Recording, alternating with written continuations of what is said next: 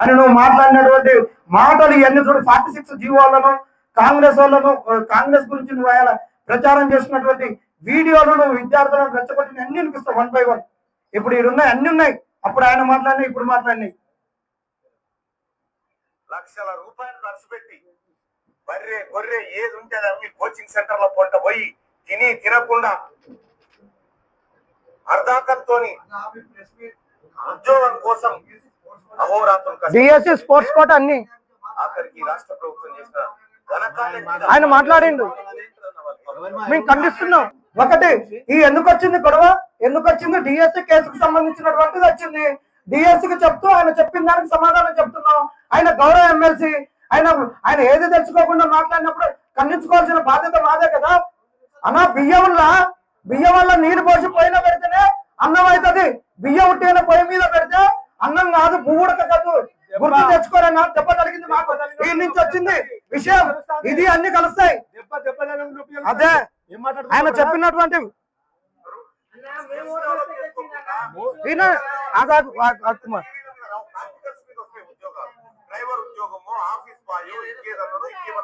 రెండు రాయాలి.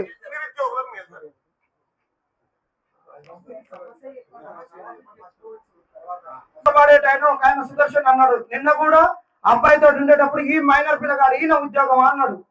మరి 3,50,000 ఉద్యోగాలు ఉన్నాయి నాకు తెలుసు అన్నాడు.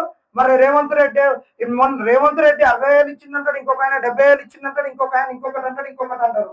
మరి ఇది వాళ్ళకి సోయలేదా? మరి 3 లక్షల ఉద్యోగాలలో కాంగ్రెస్ వాళ్ళు ఇప్పటి వరకు ఎన్ని ఉద్యోగాలు ఇచ్చారు? దీని గురించి నిరుద్యోగులు ఎట్లా కొట్లాడుతున్నారు? నిరుద్యోగులు కొట్లాడేటప్పుడు నేను ఇంతవరకు బయటికి రాలేదు. అశోక్ నగర్లలో వాళ్ళను కొట్టేటప్పుడు రాలేదు, ఆడపిల్లలను కొట్టేటప్పుడు రాలేదు. ఇప్పటికైనా వాళ్ళు నా దగ్గరకు వచ్చిర్రు. వాళ్ళ ప్రెస్ మీట్ ను నేను ఆక్యుపై చేసిన, వాళ్ళకు ఒక క్షమాపణ చెప్పి వాళ్ళు వచ్చారు కాబట్టి ఈ సమస్యను ఇప్పటికైనా పరిష్కరిస్తా. నాకు తెలుసో తెలియదో ఇన్ని రోజుల నుంచి నేను ఈ ఉద్యమాన్ని పట్టించుకోలేదని నువ్వు క్షమాపణ చెప్పి ఇంకా చెప్పాల్సింది పోయి పైగా ఇష్టం వచ్చినట్టు మాట్లాడతావు. నువ్వు మాట్లాడేటటువంటి మాటలకు అసలు నీకు నలుగు పెట్టాల్సినటువంటి అవసరం ఎంతైనా ఉంది. ఇంకా ఆయన బీసీ ఉద్యమం గురించి కూడా మాట్లాడతాడు. ఈ తీర్మానం వల్లే అసలు బీసీ ఉద్యమము అంటున్నావు కదా, మమ్మల్ని పెయిడ్ ఆర్టిస్టులు అని అంటున్నావు కదా. నా బీసీ ఉద్యమాన్ని ఆగం చేయడానికి రెడ్డి డబ్బులు పంపించడం ఆయన పోల్ చేసింది అంటున్నావు. బీసీ ఉద్యమానికి మరి నీకేంటిది? నువ్వు చేసినటువంటి లక్కోర్ పనులన్నీ నువ్వు ఫస్ట్ అంగిలాగు సిద్ధాంతం అన్నావు, దాని తర్వాత వేరే వేరే పార్టీలకు పోయినావు. నువ్వు అసలు ఏ ఉద్యమాలన్నా చేసినావా?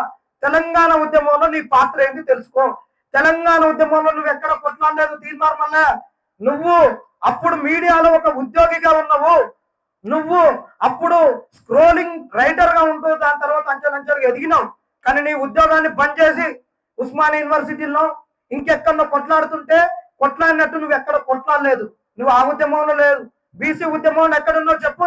నీకన్నా ముందు బీసీ ఉద్యమంలో పాల్గొన్నటువంటి వాళ్ళు బీసీ ఉద్యమాన్ని తెలంగాణ ఉద్యమాన్ని మమేకం చేస్తూ ఈ తెలంగాణలో బహుజనుల బతుకులు మారాలి, బహుజన తెలంగాణ రావాలి, బతుకులు మారాలని కొట్లాడినటువంటి బీసీలను ఒక ఎజెండాగా పెట్టుకొని వచ్చినటువంటి సత్యశోధకు వాళ్ళు ఎంత కొట్లాడారు. దాని తర్వాత మొన్న తెలంగాణలో కాంగ్రెస్ వచ్చేటప్పుడు ఒక గవర్నమెంట్ మారేటటువంటి క్రమంలో క్యాస్ట్ సెన్సస్ పైన people's committee on caste census పైన కొట్లాడినటువంటి వాళ్ళు వీళ్ళందరూ ఎక్కడ పోయిర్రు? నువ్వేం మాట్లాడతావు? నీ అధికారం కొరకు నాకు ఒక గుర్రం దొరికే అంతవరకు, ఒక సవారు తీసేటటువంటి ఒక దౌడు తీసేటటువంటి గుర్రం దొరికే వరకు ప్రతి దాన్ని ఒక గాడిదగా ఉపయోగించుకుంటున్నావు. నువ్వు అంగిలాగ సిద్ధాంతాన్ని ఒక గాడిదగానే ఉపయోగించుకున్నావు. దాని తర్వాత బీజేపీకి పోయినావు. దానికన్నా ముందు టీజేఎస్ లో కాంగ్రెస్ ను గాడిదగా ఉపయోగించుకున్నావు. టీజేఎస్ ను ఒక గాడిదగా ఉపయోగించుకున్నావు. అంగిలాగ సిద్ధాంతాన్ని గాడిదగా ఉపయోగించుకున్నావు. దాని తర్వాత ఇప్పుడున్న కాంగ్రెస్ ను గాడిదగా ఉపయోగించుకున్నావు. ఇప్పుడు బీసీ వాదాన్ని కూడా ఇంకొక గాడిదగా ఉపయోగించుకుంటున్నావు. ఇది నీకు గాడిదల లెక్కనే కనిపిస్తుందా? మరి నీకు ఒక గుర్రం లెక్క కనిపిస్తుందా అని అడుగుతున్నావు. అసలైనటువంటి బీసీ ఉద్యమాన్ని మోసినటువంటి మురళీ మనోహర్ సార్ ఎక్కడ పోయిండు? సింహాద్రి సార్ ఎక్కడ పోయారు? పృథ్వీ అన్న ఆయన తెలంగాణ ఉద్యమంలో టిఎన్ఎన్ న్యూస్ నెట్వర్క్ ను పెట్టి తెలంగాణ ఉద్యమంలో ఎన్నో కష్టాలు ఓర్చుకున్నటువంటి ఆ పృథ్వీరాజన్న బీసీని అన్నింటిని మమేకం చేసినటువంటి ఆయన మేము కొట్లాడుతుంటే నిరుద్యోగం అందరం ఒక రోజు రాత్రి మొత్తం కొట్లాడుతుంటే అతను వచ్చి మాకు అండగా నిలబడ్డాడు కదా. అతనితో పాటు విఠలన్న వచ్చి అండగా నిలబడ్డారు కదా. వీళ్ళందరూ ఇప్పుడు వాళ్ళ దగ్గర పోతే కనీసం మాట్లాడారు కదా. ఇప్పుడు ఉన్నటువంటి జస్టిస్ చంద్ర కుమార్ సార్ కూడా మమ్మల్ని పిలిపించుకొని కేసుల గురించి మాట్లాడి అన్ని చేసింది కదా, నువ్వు ఏనాడని వచ్చినవా? సిగ్గు సొయ్యి లేకుండా అసలు బీసీ వాదానికి నీకేం సంబంధం అని కూడా అసలైనటువంటి బీసీలు అంటే అసలైనటువంటి బీసీలు అంటే నిజంగా బీసీ బతుకులు మారాలని కొట్లాడినటువంటి వాళ్ళు కూడా నిన్ను అడుగుతున్నారు. కాబట్టి తీన్మార్ మల్లన్న నీకు చెప్తున్నాం, నీ తోడకలు తీస్తాను చెప్తున్నాం. నిరుద్యోగుల జోలికి వచ్చి నిరుద్యోగులతోటి ఆ ఇష్టం వచ్చినట్టు నువ్వు మాట్లాడి ఈ ఉద్యమాన్ని అవహేళన చేస్తూ మాట్లాడితే మాత్రం ఊరుకునేదే లేదు. మాకు ఎవడో డబ్బులు ఇస్తే మేము చేయడం లేదు, నీకెవడో డబ్బులు ఇస్తే వాళ్ళు వంత మాడతాం. నువ్వు ఎమ్మెల్సీ ఎన్నికలలో ఇండిపెండెంట్ గా పోటీ చేసినప్పుడు నీకెవడు వెహికల్స్ ఇచ్చిండు, ఎవడు నీ ఎమ్మటున్నాడు గుర్తుపెట్టుకో. ఆ రోజు నువ్వు అంగిలాగా సిద్ధాంతం అంటే ఈ రోజు నీ బీసీ వాదం అనేటోళ్ళు అందరూ ఎక్కడ పోయారు? ఆ రోజు ఎవడున్నాడు నీ ఎమ్మటి బీసీలు? ఆ రోజు నీ ఎమ్మటి వాళ్ళు మొత్తం ఎస్సీ ఎస్టీ బిడ్డలే. కాళ్ళకు బొగ్గలు వస్తుంటే వేసుకుంటున్న షూ కూడా లేకుంటే కొట్లాడినటువంటి వాళ్ళు ఎస్సీ ఎస్టీ బిడ్డలు. అందులో భాగంగా నేను కూడా ఉన్నా. నీకు సిగ్గు లబ్ధ ఉండాలి. ఈ రోజు నీ ఎమ్మటి తిరుగుతున్నటువంటి ఒట్టె జానయ్య, నీ పక్క పంటి ఉన్నాయన సూర్యాపేటలో ఎన్ని దందాలు చేసిండు, ఎంతమందిని కొట్టించిండు. నీ గురించి ఓటు గురించి అడిగితే మమ్మల్ని కొట్టించినటువంటి వాళ్ళు నీ పక్కన ఇంకొక ఆయన ఉన్నాడు, ఆయన అక్కడిక్కడ అవాకు చవాకులు పేరుతున్నారంట.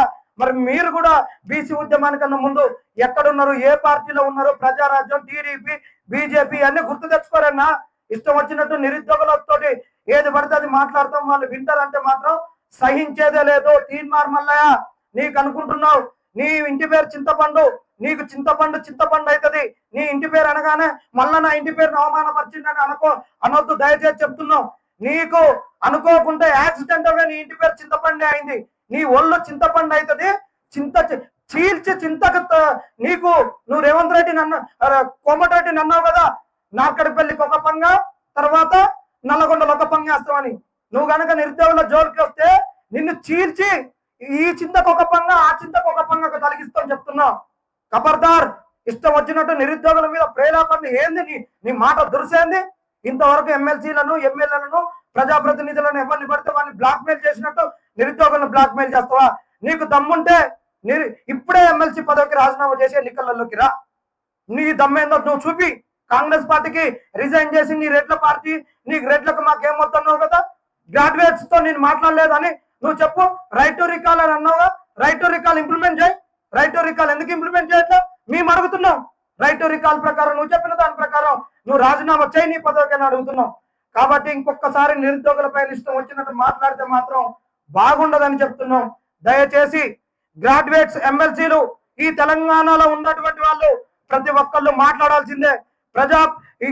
ప్రతిపక్ష పార్టీలు కూడా మేము కూడా ఏదో కంటి తొడుపు చర్యగా వస్తాం, నిరుద్యోగుల్ని వాడుకుంటాం, పోతాం అంటే మాత్రం అస్సలు ఊపం. దయచేసి మీరందరూ కూడా ఈ నిరుద్యోగ సమస్యను గట్టిగా ఈ ప్రభుత్వం మెడలు ఉంచే వరకు మీరు పోరాడాలని కూడా ఈ ప్రతిపక్షాలకు కూడా మేము హెచ్చరిస్తున్నామని కూడా చెప్తున్నాం.